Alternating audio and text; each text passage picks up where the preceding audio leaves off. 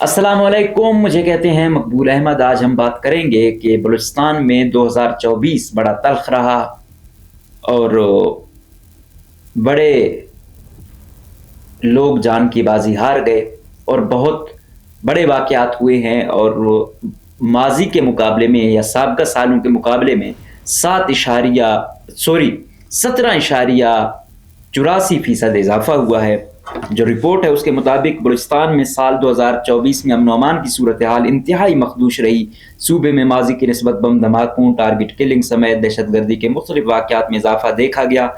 इस दौरान 271 अफराद शहीद जबकि 590 जख्मी हुए।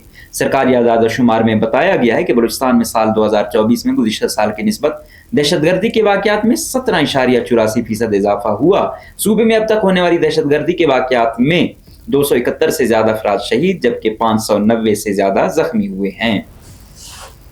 सरकारी आदाद शुमार में यह बताया गया था कि साल 2023 में दहशत गर्दी के 622 वाक़यात रौनुमा हुए थे, जिसकी निस्बत रवां साल 2024 में अब तक 733 वाक़यात रौनुमा हो चुके हैं, जो गुज़िश्ता साल की निस्बत 17.84% ज़्यादा हैं। रवां साल सबसे ज़्यादा दहशत गर्दी के वाक़यात फरवरी में 109 रिपोर्ट हुए, जिसके बाद अगस्त में 78 वाक़यात हुए जिनमें 88 अफराद शहीद, 100 जख्मी हुए। सितंबर में 46 वाक़यात रौनुमा हुए। सरकारी आदाद शुमार के मुताबिक बलूचिस्तान में रवां साल लसानी बुनियादों पर 17 हमलों में 81 अफराद शहीद जबकि 13 जख्मी हुए। सूबे में 45 IED धमाकों में 32 अफराद शहीद जबकि 122 जख्मी हुए। पुलिस पर 31 हमले हुए जिनमें 15 अफराद शहीद जबकि 29 जख्मी हुए। FC पर 115 हमलों में 45 एहलकार शहीद जबकि 132 जख्मी हुए। सिक्योरिटी फोर्सेज पर 24 हमलों में 7 एहलकार शहीद जबकि 25 जख्मी हुए। पाक फौज पर 2 हमलों में 9 फौजी जवान जख्मी हुए। कोस्ट गार्ड पर 2 हमलों में 1 एहलकार जख्मी हुआ। लेवीज पर हमलों के बाद 30 वाक़यात रौनुमा हुए जिनमें 8 एहलकार शहीद जबकि 14 जख्मी हुए।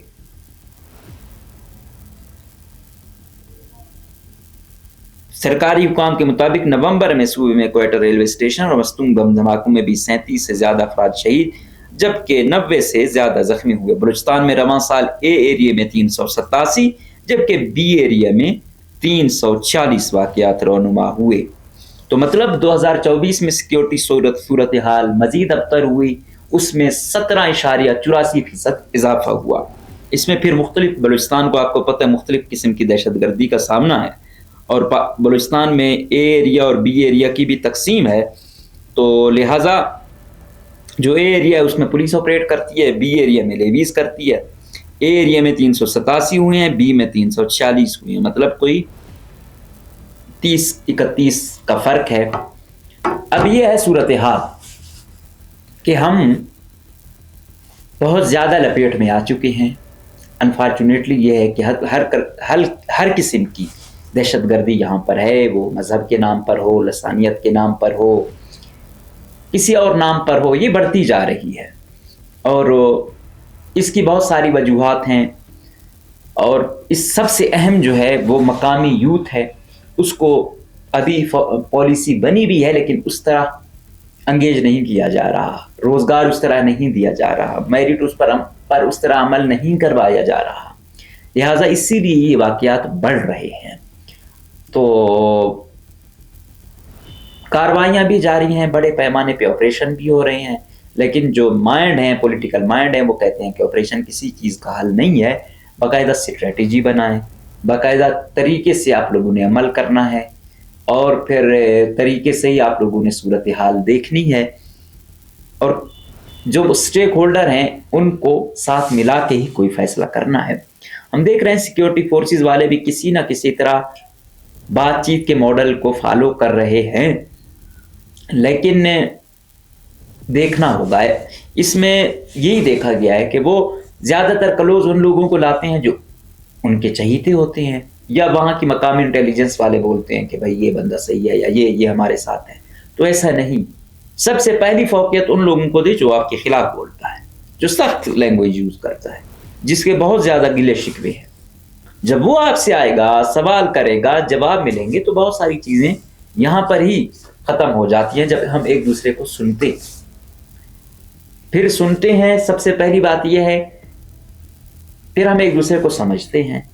फिर जितना इंसान में होता है या बस में होता है, ज़ाहिर बात है جو طاقتور حلقے ہیں ان کے ہاتھ میں بہت سارے سولوشنز ہیں، اگر وہ سن کے سمجھ کے وہ سولوٹ کریں تو میرے خیال میں بہت سارے مسائل حل ہو سکتے ہیں۔ اور اگر ہم صرف چہیتوں کو وہ کریں گے، وہ الٹا مزید ایسے ایسے مشورے دیں گے جس سے مسئلے بگڑیں گے، طاقت کا استعمال زیادہ ہوگا اور وہ حل شاید حل نہیں ہے۔ ایک فریق یہ سمجھتا ہے کہ طاقت ہی حل ہے، طاقت کے مقابلے میں طاقت، لیکن ایسا نہیں ہے، کیونکہ ریاست نے دونوں چیزیں دیکھنی ہوتی ہیں۔ ریاست جہاں پاور کا یوز کرتی ہے وہاں گلے بھی لگاتی ہے، تو یہ چیز بھی دیکھنی ہے، اور ہر بندے سے قانون کے مطابق ٹیکل کریں۔ کبھی بھی ہم یہ نہیں کہتے کہ بھائی آپ کسی نے اتنے قتل کیے ہوں، لوگوں کو کشت خون میں نہلایا ہو، اور ہم کہیں کہ بھائی نہیں آپ اس کو بس اپنا بنا لو، نو، ہر ایک جس نے جو کیا وہ اس کا بھگتے، لیکن وہ یک طرفہ بھی نہ ہو، وہ دونوں طرف سے نظر بھی آنا چاہیے۔ تو بہرحال یہ ہے، جب تک امن نہیں ہوگا کوئی بھی ڈپارٹمنٹ ترقی نہیں کر سکتا، اور ہمارے صوبے باتیں تو بڑی کر لیتے ہیں لیکن سولوشن کیا ہے، کس طریقے سے انگیج کیا جائے، اتنا بڑا رقبہ، اتنی تلخ صورتحال، اتنے سارے پرابلم، تو یہ وہ تمام چیزیں ہیں جو دیکھنی ہوں گی، اور اس کا باقاعدہ سولوشنز وزیر اعلیٰ کو وزیر اعلیٰ بنا کر رکھنا ہوگا۔ جب وزیر اعلیٰ کے اختیارات کافی لیول تک اور لوگ یوز کریں گے تو پھر ظاہری بات ہے وزیر اعلیٰ اس طرح ڈیلیور نہیں کر پائے گا۔ تو جو بھی ہو، وزیر اعلیٰ ہو، کیبنٹ ہو، باقی جو متعلقہ ایم پی ایز ہیں ڈسٹرکٹ کے، ان کو آگے رکھیں، ان کے حق میں اور ان کے مخالف جو بھی لوگ ہیں، کھلی کچہریاں ایک اچھا انیشیٹو ہے، بہت سارے مسائل ڈسکس ہوتے ہیں، حل نکلے یا نکلے، کم سے کم جب ایڈریس ہو جاتی ہے چیز، بہت زیادہ ایشوز یہ بھی حل کر لیتے ہیں۔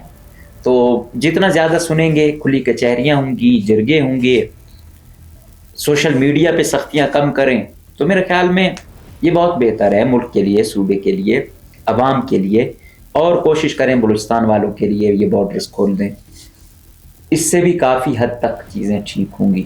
اس کے ساتھ ساتھ انڈسٹریز تھوڑی بہتر کریں، ایسا لگے کہ یار ریاست ریاست ہے۔